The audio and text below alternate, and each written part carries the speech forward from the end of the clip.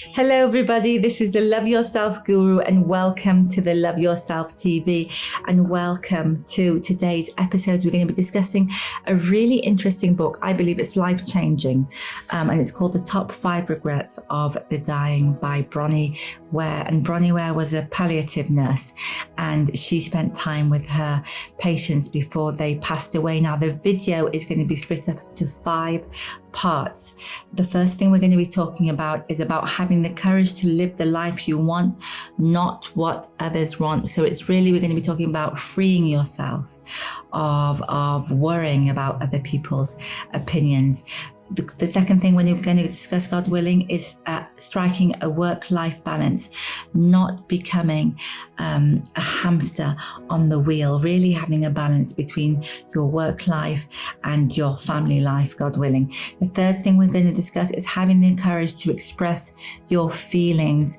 We're going to be discussing how if you keep on keeping your feelings inside and you don't express what you really feel and what you really think, how it could manifest in your body into dis-ease. The fourth thing we're going to be discussing is the importance of friendship. And the fifth thing we're going to be discussing is allowing yourself to be happy. Happiness is a choice, and we're going to talk about how to allow it to actually be part of your life, God willing. So let's begin. Now, as I said, the book is called The Top 5 Regrets of the Dying, and it's by Bronie Ware, and she's a palliative nurse. Now, she spent time with her patients before they passed away. She spent time 3 to 12 weeks before they passed away, and she often questioned her patients about any regrets they had, or if they would do things differently if they could go back in time. And she found that there was a common thread between all of them. They all basically, most of them had the same 5 regrets. These regrets kept on coming over and over again. And that's what we're going to discuss. And that's what she discusses in her book. So the first regret that she found with her patients were, I wish I'd had the courage to live a life true to myself, not the life others expected of me. And she found that most of her patients, they didn't honor their dreams. So they had dreams that they wanted to accomplish, and they didn't accomplish them out of basically fear of other people's opinions. And these are her words on her website. She said this: the dying people I cared for helped me understand how irrelevant the opinions of others are in the end. And my courage has set me free of such cares before my deathbed. I'll always be grateful of that. Being regret-free is really freedom. And so it's so true. So when basically you live an authentic life, you really, you let go of what other people, you let go of fear of what other people might say or might not say, because in my experience, people are going to say what they want to say. So the most important thing is to live an authentic life. And when you really let go of what other people think, that's when you live an authentic life. Now, this is my personal experience. My personal experience. I stopped worrying about what other people would think years ago, and it was life-changing for me.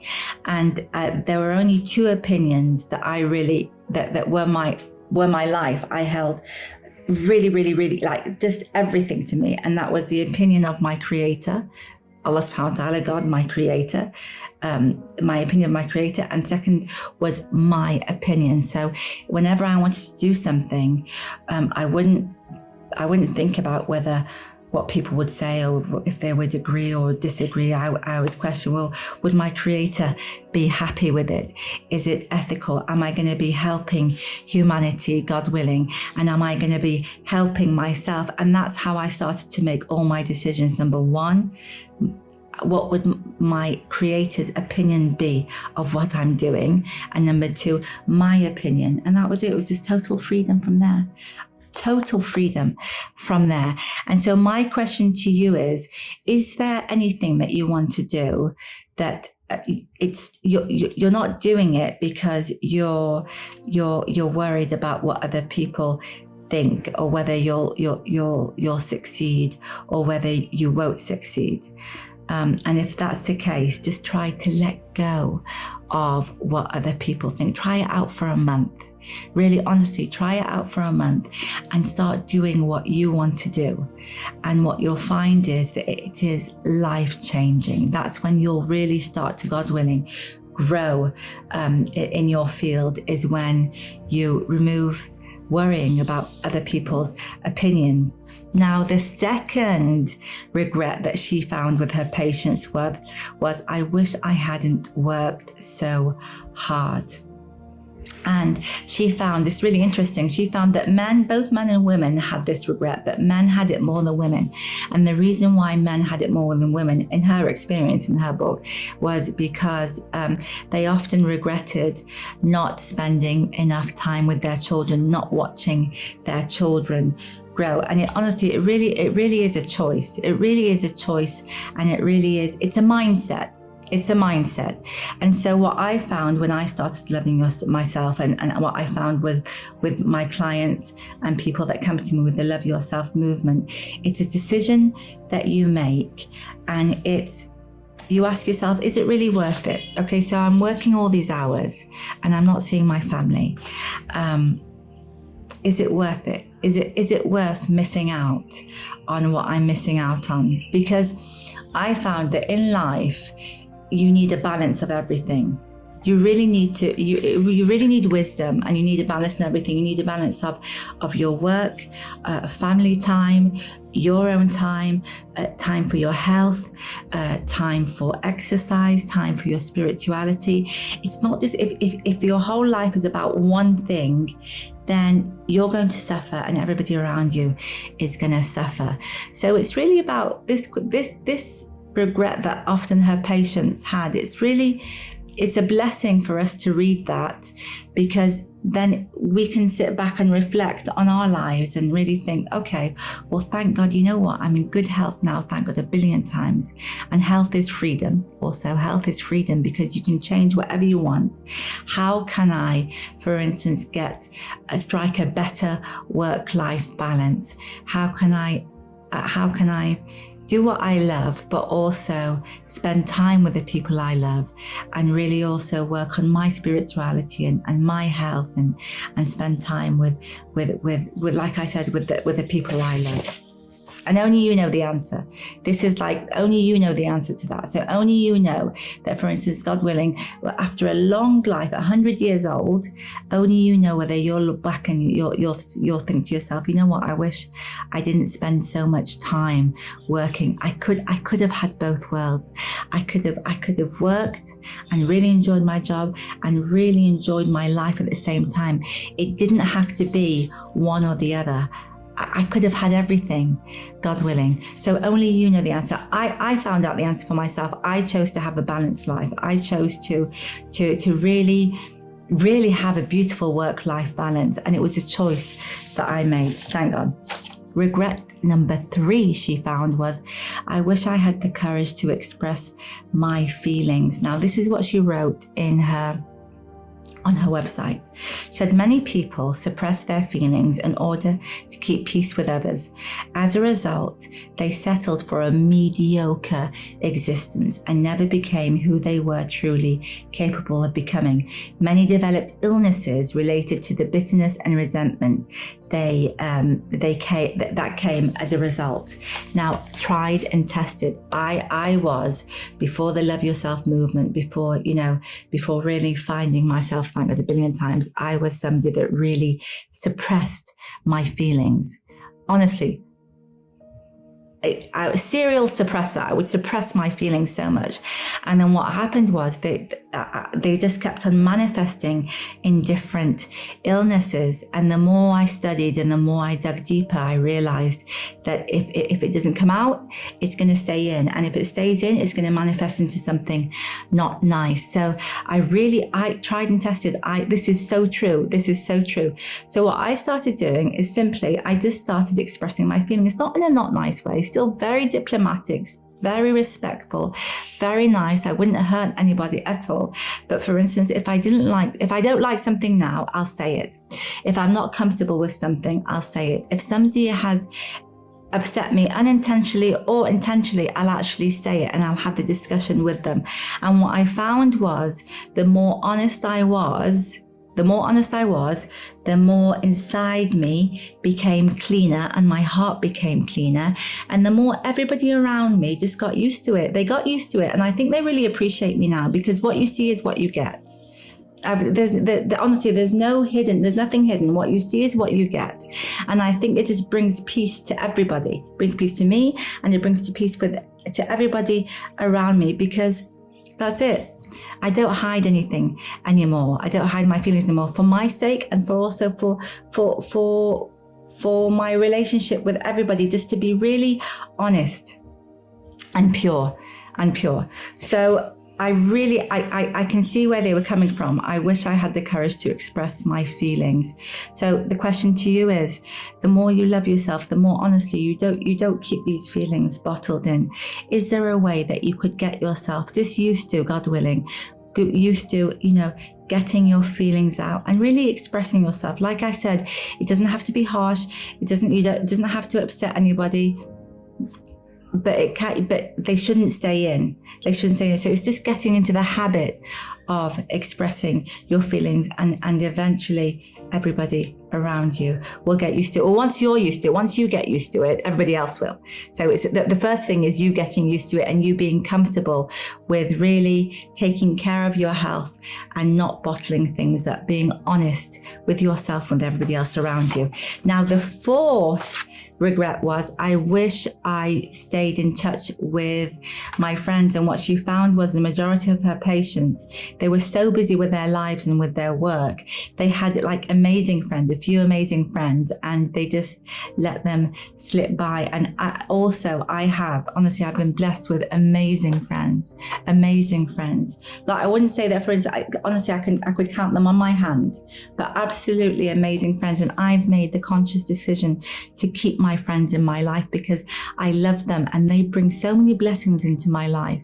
Like, honestly, they bring so many blessings into my life. And if I need to talk about something, if I need another opinion, I know that they have they want the best for me and I want the best for them. And I just think they're a present from God. Honestly, they've been given to me as a present. And so I'm aware of that.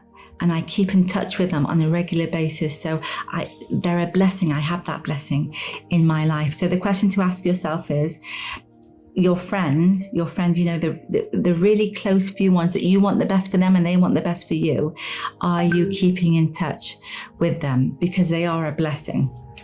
And the last regret was, I wish I let myself be happier. And apparently this was a really common regret that all patients have. And what she found was, patients didn't realize that happiness was a choice, and happiness is a choice. And so they didn't realize it was a choice. And when you don't realize something's a choice, you don't take it. So basically they might have, in my experience, clients come to me, and even me before, thank God, a billion times, I made the choice to be happy. I thought that happiness would just come to you. But then I realized that no, happiness is a verb. It's something that you have to actually put yourself in that state, and you do things to actually, God willing, to be happy. And you interact with people that make you, that not make you happy, but increase your happiness. But you have to take action. And so once you realize that for happiness, it's you taking that action, you realize that it's your choice. So how we don't have a choice in how long we're going to live, but we do, God willing, have a choice in the quality of our lives and whether or not we are going to choose happiness. And I promise you, the minute that you choose happiness, miracles happen. Because when you say to yourself, when you make the intention of, right, I'm going to be happy, I choose to be happy, what you'll do is you'll start doing things that make you happy. You'll start saying things that make you happy. You'll start hanging around people that say that bring out more happiness and that have got positive energy. And you'll just everywhere you go, you'll just look for happiness and you say, right, I want to be there, God willing. I'm going to be there. Because I am happy, I'm going to go and join that as well. But if you don't choose happiness, then like if you don't make the conscious decision to choose happiness, then what will happen is that it might occasionally come into your life here and there, but you'll be waiting for it rather than you actually taking action, God willing, and actually implementing it, making it be the dominant part of your life. So those are the 5 regrets. I really hope you enjoyed it. I learned so much from the book. So let's just do a quick recap. Okay, a quick recap of the 5 regrets. So the first regret is basically, the summary is to have the courage to live the life that you want.